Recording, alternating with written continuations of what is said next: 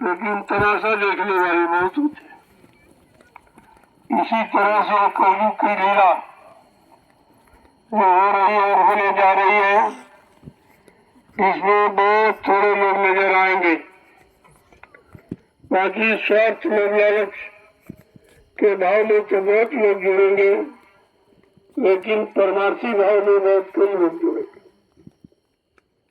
इसलिए आज की तारीख को विशेष तरीके से याद रखनी चाहिए।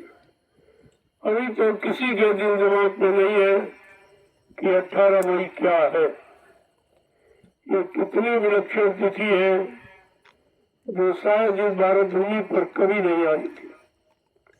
वो पावन पुण्य तिथि है 18 मई, और यही से कलयुग की लीला का शुभारंभ हुआ है।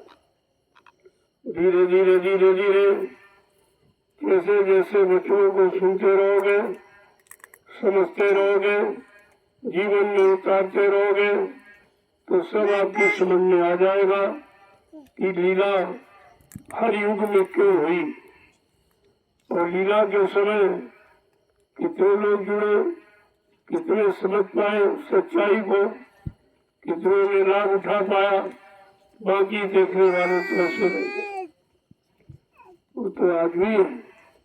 सतयुग की लीला हुई बहुत कम लोग, त्रेता की लीला में बहुत कम, कोई राजा महाराजा नहीं, कोई बलबंदरों ने समझा था। और द्वापर की लीला में ग्वाल वालों ने समझा, बाकी किसी ने नहीं समझा। आज ये कलयुग की लीला कुछ गरीब लोगों की समझ में आ रही है, क्योंकि परिवर्तन झोपड़ियों से होगा। परिवर्तन कोई राजमहलों से न कभी हुआ और न कभी होगा, वो झोपड़ियों से होगा। और गरीब लोगों के द्वारा जो सच्चे ईमानदार और चरित्रवान होंगे उनके द्वारा होगा। और आज तो समय बिल्कुल विपरीत आपके। सच्चा ईमानदार चरित्रवान तो ढूंढे ढूंढे नहीं मिलेगा, लेकिन परिवर्तन होना है तो बीज तो तैयार रहता ही। ऐसा नहीं है कि सब खराब है, नहीं, कुछ अच्छे लोग भी है, कुछ समझदार भी है, कुछ सच्चे ईमानदार चरित्रवान भी है। उन्हीं के द्वारा ये धार्मिक धरा पर परिवर्तन हमेशा हुआ और होगा। न अध्यक्ष मंत्रियों द्वारा, न नेताओं के द्वारा, न वक्ताओं के द्वारा परिवर्तन हुआ है। सच्चे ईमानदार, त्यागी, तपस्वी, चरित्रवान, शाकाहारी, सदाचारी, ब्रह्मचारी, ऐसे लोगों से परिवर्तन हुआ। और ये कलयुग का परिवर्तन भी ऐसे लोगों के द्वारा होगा। तेरी इसी बात की है कि अच्छे लोग बनने में देर है, लेकिन महात्माओं का प्रयास कभी निष्फल नहीं जाता। वो जो प्रयास करते हैं उनका हमेशा सफलता की तरफ रहता है। कोई माने न माने, समझे न समझे, वो अपना काम स्वतः अपनी आध्यात्मिक शक्ति के द्वारा खुद कर देते। हाँ, कुछ चंद लोगों को साथ में लेकर उनका नाम हो जाता है और काम तो वो स्वतः करते। जय गुरुदेव, जय गुरुदेव, जय गुरुदेव। इस लीला के अज्ञातवास को खुल के कहने की जरूरत नहीं है, नहीं तो लीला का मतलब ही क्या होगा। अज्ञातवास तो अज्ञातवासी है। अब वो ध्यान में आपके आए न आए, समझे न समझे, वो बात एक अलग है, लेकिन अज्ञातवास सफलता के साथ पूरा हो रहा है, जिसे कोई समझ नहीं पाएगा। समझना इतना आसान नहीं है। समझदार तो समझाता है, लेकिन समझने वालों की समझ में आ जाए तब तो। खुला अभियान, खुला ऐलान हो रहा, फिर भी लोगों की समझ में नहीं आ रहा, क्योंकि मानव की बुद्धि इस समय विकृत है, स्वार्थ लोभ लालच की तरफ बहुत बढ़ रही है और धर्मार्थ की तरफ बहुत कम है। इसलिए महात्माओं की संत सदगुरु की ये लीला जो कलयुग में होने जा रही है, बहुत कम लोग इसे समझ पा रहे हैं। जोर तो लगा रहे हैं, बुद्धि की कवायद कर रहे हैं बहुत तेजी के साथ, लेकिन जो होने वाला है वो इन आंखों से दिखाई नहीं देता। उसके लिए परमात्मा ने सबको एक तीसरी आंख दे रखी। जब तक वो नहीं खुलेगी, परिवर्तन को आप सुचारू रूप से समझ नहीं पा सकते। अंदाज तो लगा सकते हो दुनियावी बुद्धि के द्वारा, लेकिन ये परिवर्तन हर युग के परिवर्तन से बिल्कुल भिन्न है, अलग है, जो मानव बुद्धि के परे है। ना मानव सोच सकता है, ना मानव कर सकता है, ना मानव विश्वास ही कर सकता है। ऐसा परिवर्तन करके दिखा दिया जाएगा। इसी को लोग चमत्कार कहेंगे, ऐसी चमक को दुनिया नमस्कार करेगी। सबको इस बात पर विचार करना चाहिए।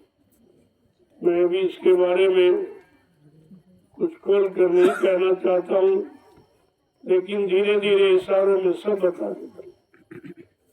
समझदार कुछ न कुछ तो विचार कर ही लेते, वो तो समझ लेते, बाकी दुनियावी और संसारी वो बिल्कुल नहीं समझ सकते, क्योंकि ये परिवर्तन आध्यात्मिक शक्ति के द्वारा होगा और जितने परिवर्तन हुए वो सब भौतिक शक्तियों के द्वारा हुए। चाहे सतयुग का परिवर्तन हो, चाहे त्रेता द्वापर का हो, वो सब भौतिक शक्तियों के द्वारा।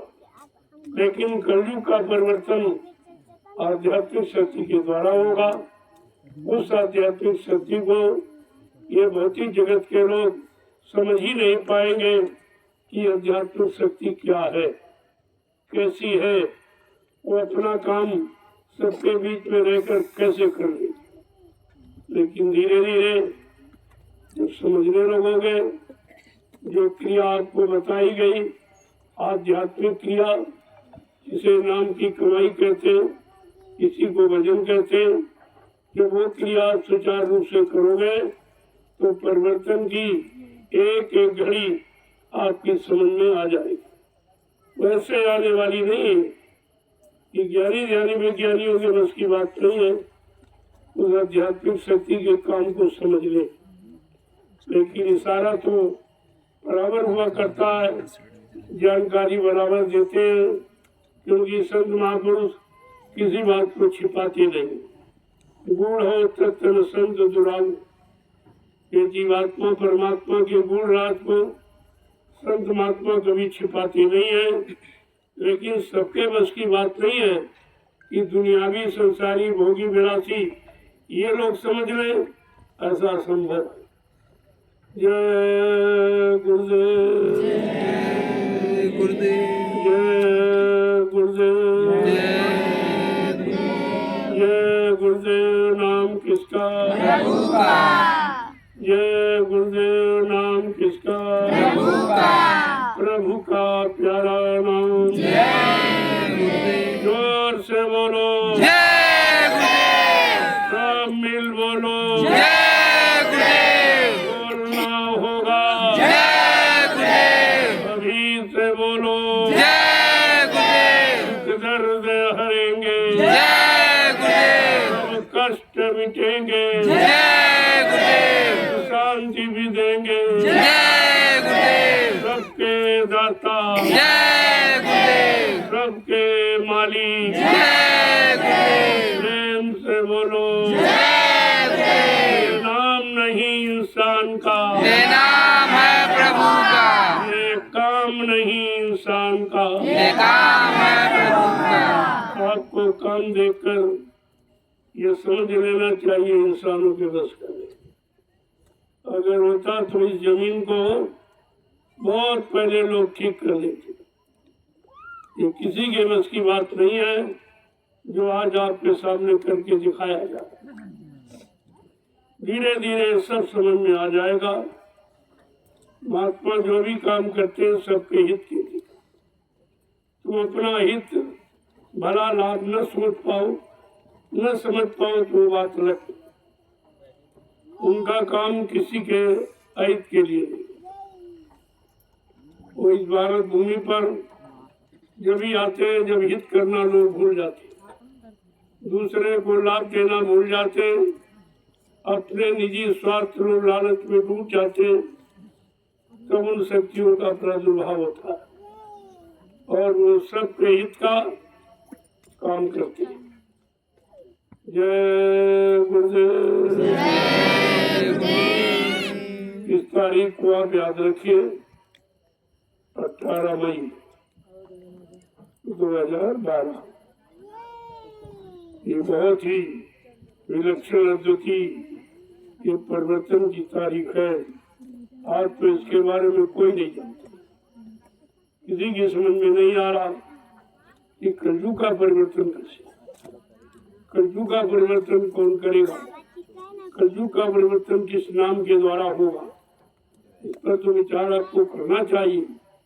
जब सतयुग का परिवर्तन हरि नाम के द्वारा हुआ, त्रेता का परिवर्तन राम नाम के द्वारा हुआ, द्वापर का परिवर्तन कृष्ण नाम के द्वारा हुआ, तो कलयुग के परिवर्तन का भी तो कोई नाम होना चाहिए।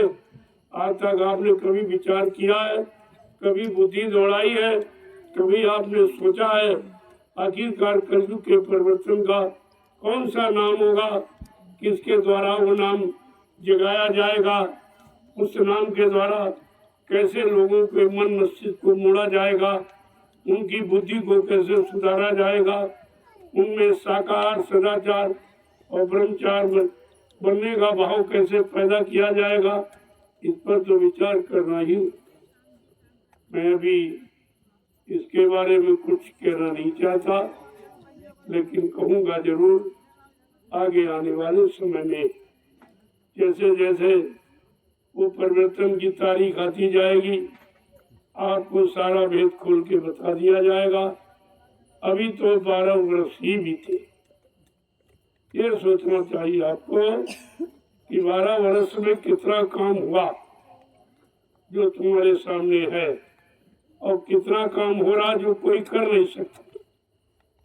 किसी के बस की बात नहीं है जो काम हो रहा, लेकिन अभी आप उसे समझ नहीं पाओगे। ये तैयारी किस काम के लिए हो, किस सुख शांति लोगों को देने के लिए हो रही है, सबको न्याय सुरक्षा रोजी रोटी मिले, ये कैसी तैयारी है। लेकिन धीरे धीरे जब सत्संगों में आते रहोगे, सेवा करते रहोगे, तो अपने आप तुम्हारे मन बुद्धि चित्त बदल जाएंगे। तुम्हारे अंदर परमार्थ सेवार्थ धर्मार्थ की भावना जाग जाएगी, तब आप सब समझ लो। जय गुरुदेव। अब इस पुण्य पावन तिथि पर जो आपने परमार्थी संधान सेवा की है, उसका प्रसाद लीजिए। ये महाप्रसाद है, आज हिंदुस्तान में कोई नहीं बांटा प्रसाद, कोई नहीं बांटता अपनी तरफ से। तुम्हें ले जाओ दे दो तो भले उसी को कोई लौटा दे, लेकिन अपनी तरफ से प्रसाद बनाकर आज तक आपको किसी ने दिया नहीं होगा। और ये काम खुले मन से हुआ, एकदम खुला अभियान मैंने पूरे हिंदुस्तान में चलाया और घूम घूम कर सबके हित लाभ का ये महाप्रसाद देता हूँ, जिसके बदले आपसे कुछ नहीं लेता। फिर भी आप नहीं समझ पा रहे हो, अपने हित की बात नहीं समझ पा रहे हो, अपने लाभ कल्याण की बात नहीं समझ पा रहे हो, तो दूसरों का लाभ कल्याण आप कैसे कर सकोगे। पहले अपने लिए तो समझो। जय गुरुदेव। धन्यवाद। प्रसाद